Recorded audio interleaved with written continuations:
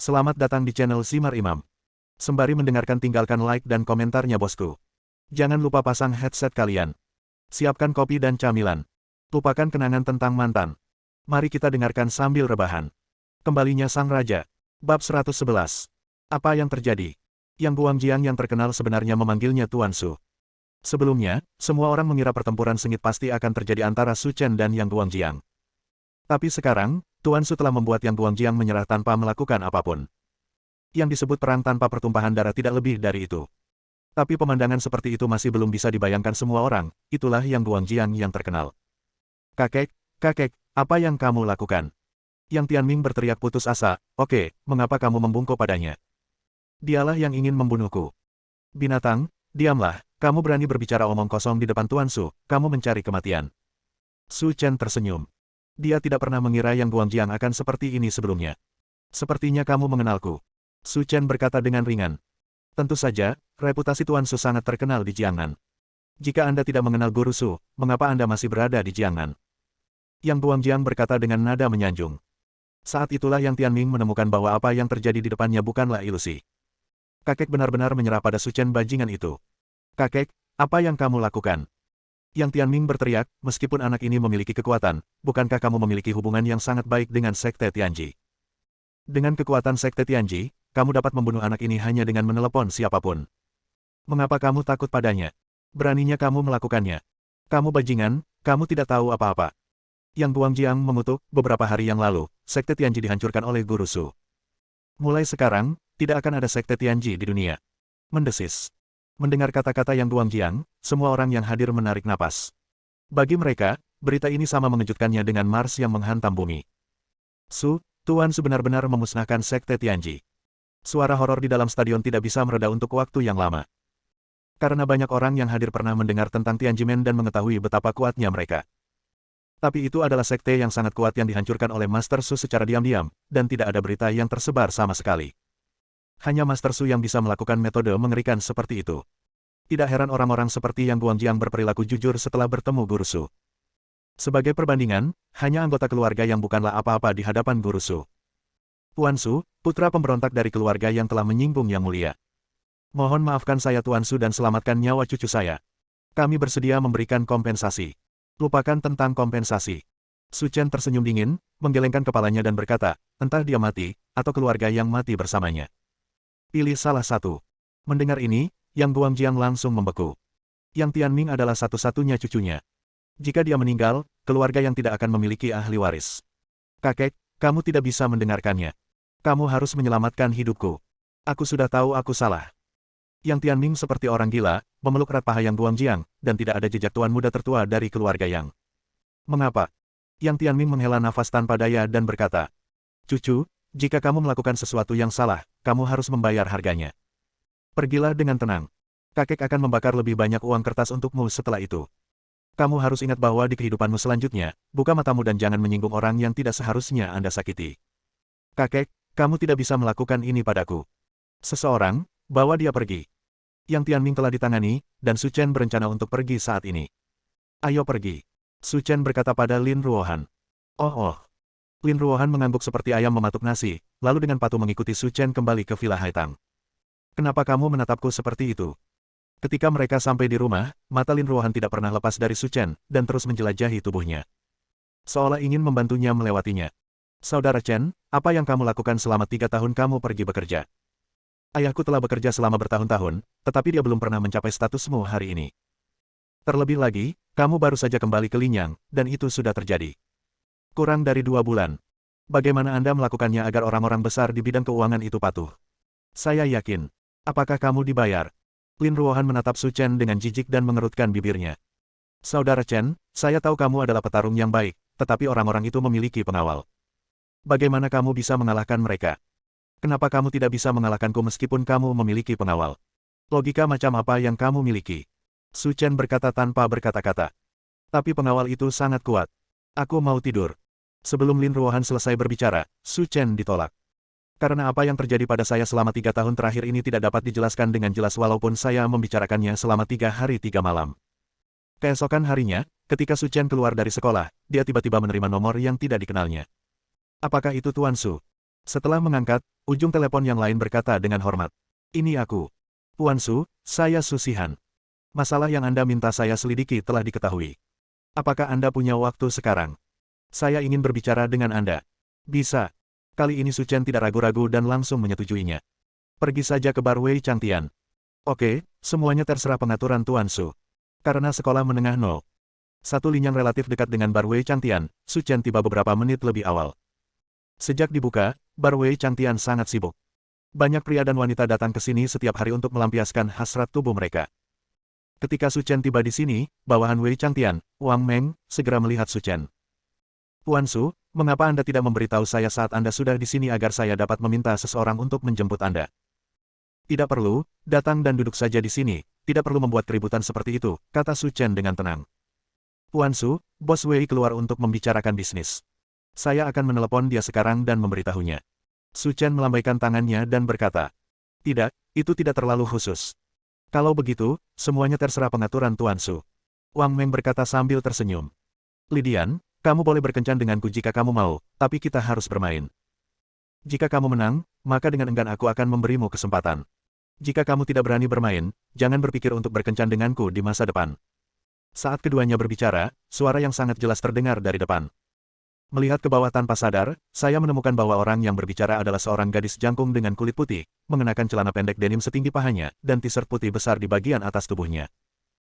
Menghadapi gadis itu, ada seorang pria berusia awal 20-an, mengenakan pakaian kasual dari merek besar Eropa, mengenakan jam tangan Patek Philippe edisi terbatas, memegang segelas rum di tangannya, dan berkata sambil tersenyum. Oke. Di sana tidak ada permainan di dunia ini yang tidak berani aku mainkan, tapi kamu, Ani, harus menepati janjimu. Jangan khawatir, dengan banyaknya orang di sini, aku tidak akan terkejut. Kata gadis jangkung bernama Ani. Bab 112. Duduk di bilik bar, Lidian memegang gelas anggur dan berkata sambil tersenyum. Katakan padaku apa yang harus dimainkan. Ani tidak berbicara, tapi menunjuk ke konsol game yang berdiri di samping, lalu berkata. Ada dinamometer di sana. Selama angkamu lebih tinggi dari orang lain di sini, maka aku setuju untuk pergi berkencan denganmu. Mendengar ini, Lidian tertawa terbahak-bahak dan berkata dengan angkuh. Ani, bukankah kamu menciptakan peluang untukku? Bagiku, hal semacam itu adalah permainan anak-anak. Semua orang di bar hari ini penting. Selama dia bisa mengalahkanku, saya akan memberinya 100.000 yuan. Mendengar ini, mata pria dan wanita di bar berbinar. Itu 100.000 yuan. Mereka mungkin tidak menghasilkan cukup uang dalam setahun. Seperti kata pepatah, di bawah hadiah besar, pasti ada orang pemberani. Didorong oleh 100.000 yuan, antusiasme semua orang tersulut dalam sekejap. Adik, maksudmu apa yang kamu katakan? Selama aku mengalahkanmu, aku akan mendapat 100.000 yuan. Itu benar. Setelah selesai berbicara, Lidian menunjukkan senyuman yang sangat megah, dan itu masih uang tunai. Kemudian, Lidian mengedipkan mata pada adik laki-laki di belakangnya. Yang terakhir mengeluarkan 100.000 yuan dari tasnya dan menumpuknya dengan rapi di atas meja. Lihat, jika kamu bisa mengalahkanku, aku akan segera mengambil uangnya. Menyenangkan. Kalau begitu aku akan mencobanya sekarang. Setelah mengatakan itu, pria berkacamata berjalan mendekat, mengangkat tinju bajingannya, dan memukul dinamometer. Ding dong, hasil tesmu 70 pon. Jelas sekali, siapapun yang pernah memainkan mesin permainan pengukur kekuatan tahu bahwa level 70 pon hanyalah hasil yang sangat buruk. Sangat mustahil untuk memenangkan 100.000 yuan Lidian. Apa yang kamu lakukan? Berat badanmu hanya mencapai 70 pon dan kamu tidak makan di pagi hari. Keluh pacar pria berkacamata itu. Terutama karena aku kelelahan olehmu tadi malam, jadi aku sedikit lemah hari ini. Cih, aku hanya tahu cara membuat alasan. Seseorang berbicara, dan orang-orang datang berkelompok untuk menguji. Daya tarik 100.000 yuan bukanlah sesuatu yang dapat ditanggung oleh orang biasa. Satu demi satu, lebih dari 20 orang naik untuk pengujian, tetapi kebanyakan dari mereka memiliki berat badan antara 100 dan 150 pon. Di antara mereka, orang dengan data terbaik hanya memiliki berat 156 pon. Haha, kamu pemula, sebaiknya kamu mundur dan biarkan aku yang melakukannya. Mendengar suara Guci, semua orang tanpa sadar menoleh ke belakang. Saya menemukan bahwa pembicaranya adalah seorang pria jangkung dan berotot, mengenakan rompi ketat berwarna hitam dengan otot yang meledak-ledak, yang sangat menarik perhatian. Sial, ini terlalu kuat. Di tengah seruan semua orang, pria kuat itu menggerakkan pergelangan tangannya, berjalan ke mesin permainan pengukur gaya, memandang Lidian sambil tersenyum dan berkata, Adikku, aku akan mengambil 100.000 yuan milikmu. Lidian mengangkat bahu acuh tak acuh dan berkata, selama kamu bisa mengalahkanku, 100.000 yuan ini milikmu. Bagus. Setelah mengatakan itu, orang kuat itu telah membuka posisinya, dan kemudian meninjunya dengan keras. Terjadi ledakan. Saat tinju jatuh, seluruh mesin game pengukur kekuatan bergetar. Dan di layar, data luar biasa sebesar 320 pon ditampilkan. Berbaring di rumput. Sebenarnya beratnya 320 pon. Melihat angka ini, seluruh penonton menjadi gempar. Dia benar-benar tidak manusiawi. Melihat keheranan semua orang, pria kuat itu tersenyum dan berkata, "Saya lupa memberitahu Anda bahwa saya adalah pelatih tinju di Linyang. Hal semacam ini adalah permainan anak-anak bagi saya." Astaga, dia sebenarnya pelatih tinju, tidak heran dia begitu galak. Kata Annie terkejut. "Annie, tolong berhenti membuat keributan seperti itu. 320 pound itu banyak," kata Lydian sambil tersenyum. "Lydian, berhentilah berpura-pura. Dengan kebajikanmu, mampu mencapai 100 pound adalah hal yang luar biasa. Cepat berikan uang itu kepadaku. Jangan pernah berpikir untuk berkencan denganku. Adikku, menurutku kamu harus menyerah. Bahkan jika kamu tidak bisa mengalahkanku, tidak ada rasa malu di dalamnya. Lagi pula, aku seorang profesional. Haha, aku belum mencobanya, bagaimana kamu tahu aku akan kalah?" Setelah berbicara, Lydian meletakkan gelas anggurnya dan berjalan ke mesin permainan pengukur kekuatan, siap untuk bersenang-senang. Saya melihat Lydian menggerakkan pergelangan tangannya, lalu tiba-tiba membuka matanya dan memukulnya dengan keras. Ding dong, hasil tesmu 410 pon. Ketika saya melihat angka-angka yang ditampilkan di layar, saya tertegun dan terdiam. Apa-apaan?